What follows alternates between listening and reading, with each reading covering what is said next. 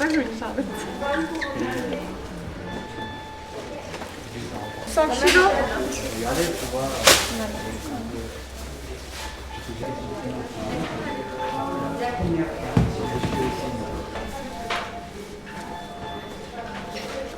Derrière un décès, ce n'est pas uniquement un chiffre, mais il y a une famille qui est atteinte.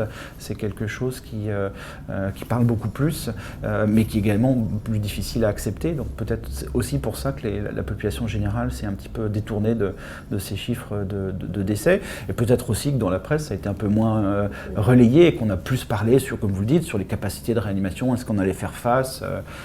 Est-ce que tout le monde aurait accès à la réanimation? C'était aussi peut-être une façon d'occulter ces décès qui continuent de s'accumuler.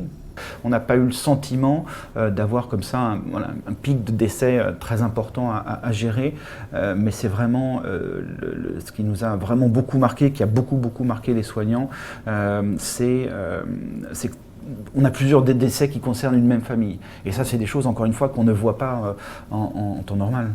Ah oui, je crois que c'était au fond. Ah non, là c'est pour le 2. Et c'est parti.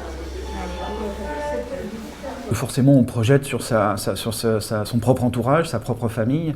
Donc ça, c'est quelque chose qui est un petit peu plus difficile à accepter. Et surtout quand ça s'est multiplié, ça a été le cas ces dernières semaines, en tout cas ici. On a également eu des soignants qui ont été atteints, qui ont été malades.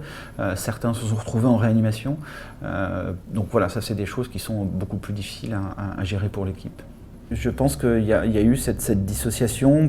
Peut-être ça a été un mécanisme de défense aussi, de vouloir ne pas regarder en face tous ces chiffres. Il y a aussi eu quand même des campagnes un petit peu de dénigrement, disant voilà, c'était des patients qui de toute façon allaient mourir tôt ou tard. Donc voilà, et donc ça forcément, ça a eu un impact. Très bien.